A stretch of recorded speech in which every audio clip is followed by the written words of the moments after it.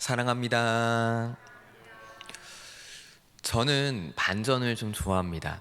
그래서 한국 야구 팀이 여러 개가 있지요. 그 중에 저는 한화 이글스를 가장 좋아합니다. 그 이유는 다른 거 아니고 사실은 이 한화 이글스가 만년 하위권 팀이었기 때문입니다. 그래서 저는 상위권 팀을 잡아내는 그 짜릿함, 그게 너무 좋아서 언론들이 예상한 것과 다른 결과가 나온 게 너무 좋아서 사실은 한화 이글스를 너무나도 좋아했었습니다. 근데 요즘 기사를 보니까 이제 이 한화 이글스가 상위권 팀이 되어져 있더라고요. 네, 지금 1등, 2등을 하고 있습니다. 네, 그래서 너무너무 기분이 너무 좋은데 어쨌건 이처럼 반전이라는 것은 저에게 아주 짜릿하기도 하고 참 매력적인 그런 요소였던 것 같습니다. 근데 오늘 이 이사야서도 사실은 그런 반전이 담겨져 있는 책입니다. 이사야서는 크게 두 부분으로 나눌 수가 있는데 1장부터 39장까지를 한 부분으로, 그리고 40장부터 66장까지를 다른 부분으로 나눌 수가 있습니다. 1장부터 39장까지 나와 있는 내용들을 살펴보면 하나님께서 심판하실 거다, 하나님께서 이스라엘 백성들을 완전히 심판하실 것이다 라는 내용이 가득 담겨 있습니다. 이 일이 아주 살벌하게 담겨져 있습니다.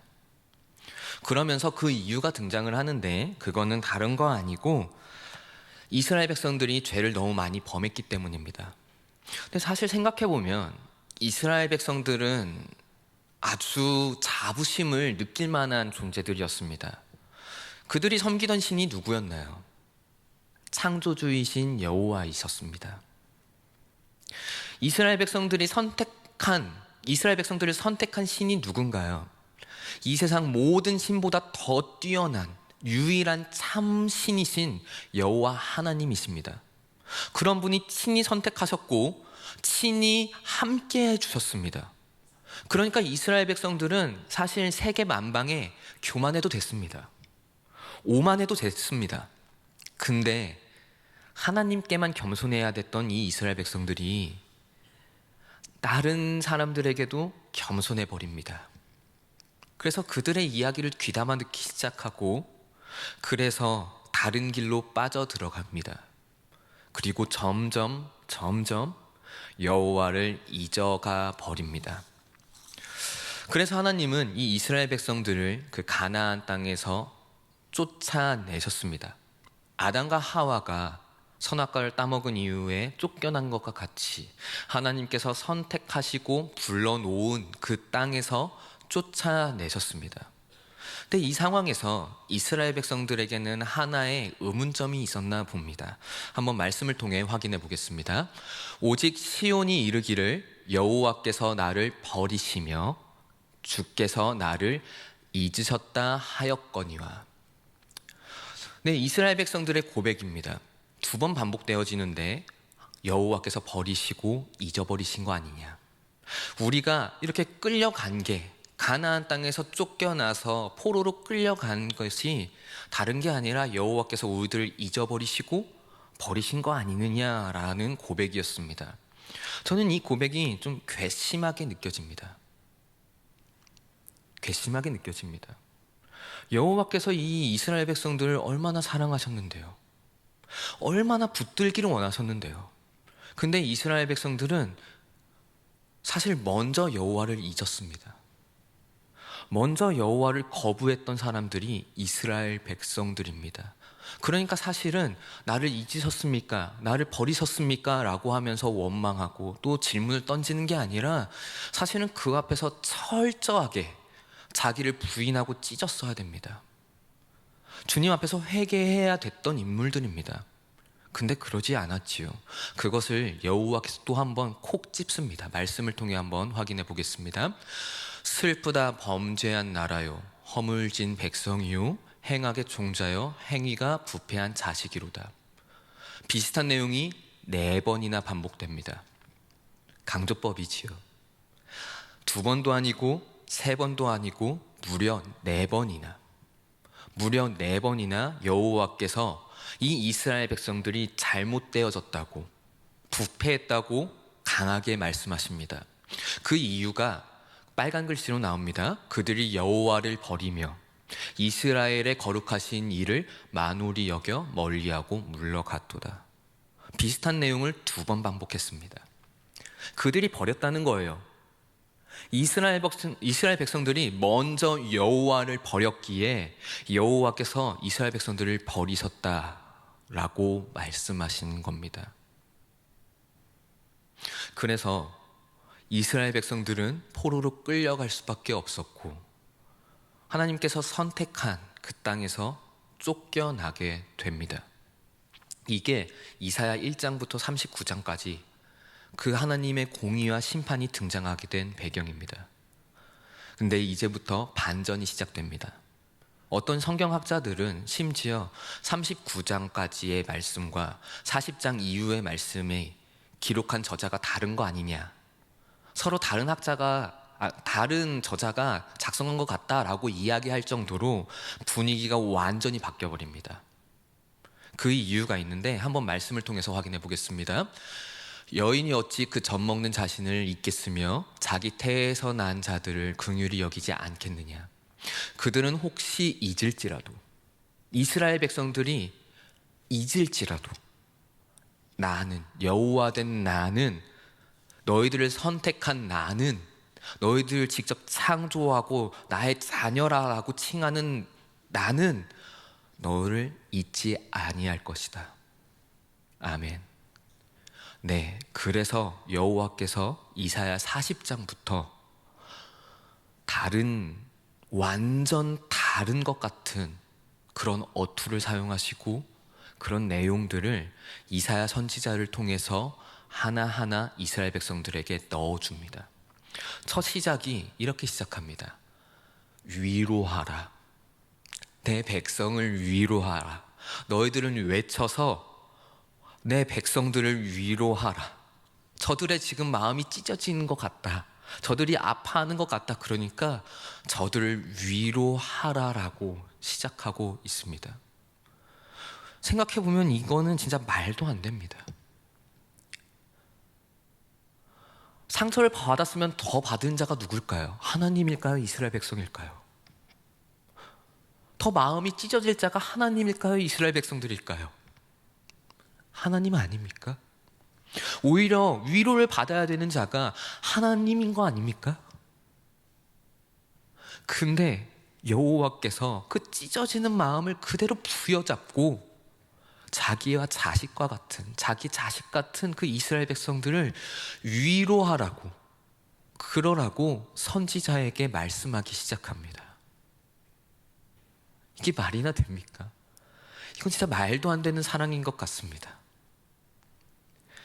이거를 그냥 형식적으로 이야기하는 것도 아닙니다. 2절로 가면은 그들의 마음에 닿도록이라고 표현합니다.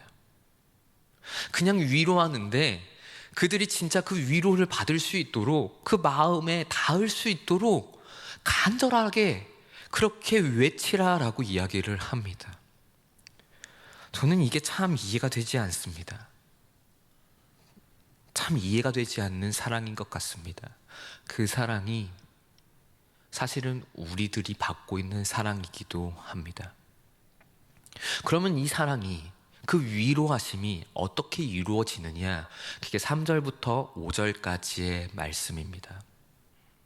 먼저 그 길을 예비하라라고 이야기를 하는데 크게 4가지의 지형이 등장합니다. 하나는 광야이고, 또 하나는 사막이고, 또 다른 건 골짜기고, 그 다음은 산 혹은 언덕입니다. 이 4가지의 지형을 등장시키는데 이 4가지의 공통점이 있습니다. 그곳은 힘든 곳이라는 겁니다. 광야, 사막은 말할 것도 없고 골짜기는 더더 그렇겠지요. 그리고 언덕, 산, 그 오르는 거 쉬우십니까? 그런 곳을 어떻게 예비해야 되냐면 평지로 만듭니다. 사람이 살만한 곳으로 그곳 가운데 대로를 만들어 버립니다. 그렇게 예비합니다. 그 이유가 있습니다. 뭐냐면 여호와의 영광이 그곳 가운데 임하도록, 사람들이 여호와의 그 영광을 볼 수 있도록 그것을 평평한 곳으로 만들라는 겁니다. 이거는 예수님께서 이 땅 가운데 내려오시는 것을 또한 의미합니다. 그리고 동시에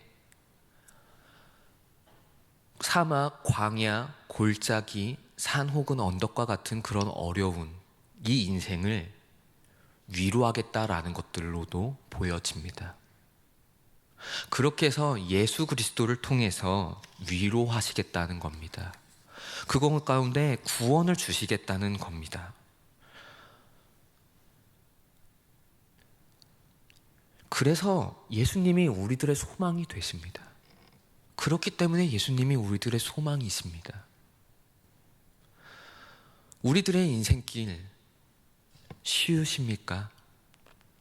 모든 사람들은 다 사연 하나씩 있다고 하지요. 그거는 아픔 하나씩 다 간직하다는 겁니다.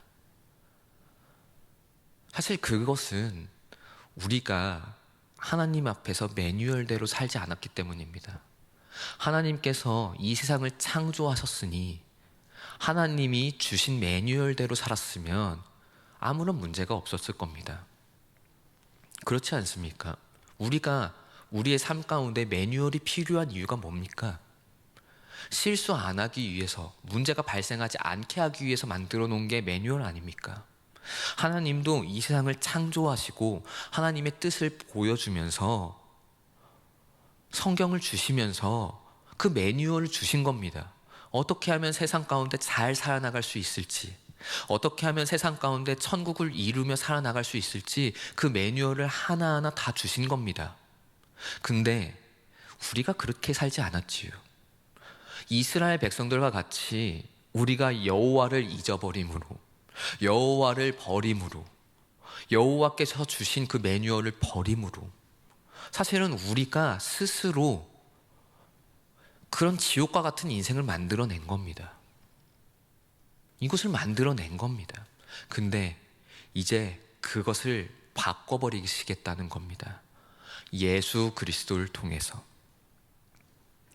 예수 그리스도를 통해서 다시 한번 죄 가운데 노예살이했던, 포로로 끌려가서 노예살이했던 것 같은 인생을 이제는 끝내주겠다는 겁니다. 이제는 그 벌을 멈추시겠다는 겁니다. 이게 얼마나 커다란 은혜입니까? 근데 6절에 가면 이렇게 하나님께서 말씀하셨음에도 선지자는, 외쳐야 되는 사람은, 하나님의 이 사랑을 외쳐야 되는 그 사람은 또 하나님께 반문합니다. 내가 무엇이라 외쳐야 합니까? 내가 무엇이라 외쳐야 합니까? 라고 또 반문합니다. 왜 반문했을까요? 사실 그냥 외치면 되는 겁니다. 근데 여전히 하나님을 신뢰하지 못하는 모습입니다. 하나님께서 본인의 그 아픈 마음을 끌어안고 내가 너희들을 위로해 주기를 원한다라고 그렇게 간절히 호소했는데, 간절히 외쳐달라고 그렇게 호소를 했는데, 심지어는 어떻게 내가 그것을 이루어갈지까지도 다 말씀하셨는데, 선지자는 여전히 눈뜬 그 맹인과 같아서 또 반문합니다. 내가 뭐라고 이야기해야 됩니까? 여호와를 아직도 신뢰하지 못하고 있습니다. 여전히 그 앞에 순종하지 못하고 있는 모습이 이 모습입니다. 우리들은 어떠십니까? 사실 우리들은 수없이 많이 성경을 읽으시면서, 그리고 강단에서 선포되어지는 하나님의 말씀을 받으면서 많이 들으셨을 겁니다. 하나님께서는 우리들을 위로하시기를 원하실 거고, 하나님께서는 우리들을 구원하기를 기뻐하신다라는 걸 많이 들으셨을 겁니다. 그게 우리 안에 확신이 있으십니까? 그것을 신뢰하고 계십니까? 진짜로 그 약속을 부여잡고 내 인생을 살아나가고 계십니까? 확신하시기 바랍니다. 위로하실 거고 하나님은 우리들 가운데 구원을 허락하실 겁니다. 우리들은 여전히 하나님을 잊어버릴지 모르겠고, 우리는 여전히 하나님을 버리고자 할지 모르겠지만, 그럼에도 하나님은 그 아픈 마음을 부여잡고 우리를 위로하실 거고 우리들 가운데 구원함을 허락하실 겁니다. 이것을 확신하시기 바랍니다. 하나님은 반드시 이루실 겁니다. 그래서 오늘 본문에 아주 유명한 구절이 등장합니다. 푸른 마늘고 꽃은 시드나 하나님의 말씀은 영원히 설 것이다. 하나님께서 약속해 주신다는 겁니다. 그들의 지혜로는 그들이 아무리 들꽃에 핀 꽃과 같이 아름다울 수 있을지 몰라도 그럼에도 여호와의 영광이 오면 그건 다 시들어 버리는 겁니다. 우리들이 아무리 머리를 굴려도 하나님이 하시겠다면 하게 됩니다. 하나님께서 창조하신 그 능력으로요. 우리는 아마추어와 프로를 나눌 때 가장 크게 보는 것 중에 하나는 디테일일 겁니다. 아마추어는 디테일이 조금 떨어지는데 프로는 디테일이 많이 높습니다. 그래서 프로에게는 돈까지 주면서 맡기지요. 분명히 믿을만 하니까요. 프로라면 잘해 줄 것이니까요. 하나님은 이 세상을 창조하실 때 그 어떤 것보다도 어떤 존재보다도 프로답게 세상을 창조하셨습니다. 아주 디테일까지 하나하나 우리들의 머리카락 한 올 한 올 다 세실 정도로 아주 철저하게 그 놀라운 지혜와 능력으로 우리들 창조해 주셨습니다. 그분이 이루시겠대요. 그분이 약속해 주시겠대요. 영원히 반드시 우리들 가운데 위로함과 구원함을 주시겠대요. 이 사실을 우리가 믿었으면 좋겠습니다. 우리가 좀 이 사실을 신뢰했으면 좋겠습니다. 그래서 이제는 하나님을 잊어버리거나 하나님을 버리는 자가 아니라 하나님의 그 약속 붙들고 나를 위로해 주시겠구나, 나를 구원해 주시겠구나 라고 말씀하신 그 약속을 붙들고 이 인생길을 살아갔으면 좋겠습니다. 말씀을 맺겠습니다. 우리의 인생이 모든 순간이 천국이 되어지진 못할 겁니다. 그 이유는 하나님의 매뉴얼대로 살지 않았기 때문일 것입니다. 이런 우리들을 하나님께서 불쌍히 여겨주셔서 본인이 아무리 아프더라도 그 아픈 마음 끌어안고 우리를 위로해주고 구원해주기를 원하십니다. 그리고 심지어는 되묻는 우리들에게 약속까지 확실하게 선포까지 해줍니다. 내 말 영원히 선다. 내가 약속했다. 널 위로해주겠다고, 널 구원해주겠다고 약속했다. 내가 안 이루겠니? 까지 말씀해 주시는 것이 우리들의 하나님입니다. 우리의 인생이 좀 지옥 같더라도, 모든 순간이 천국이 안 되더라도 이 약속하신 이 말씀을 붙들고 위로해 주실 거라고, 천국을, 그 구원함을 우리들 가운데 펼쳐 주실 거라고 확신하며 모든 것을 이기고 살아나가는 저와 여러분 되어졌으면 좋겠습니다.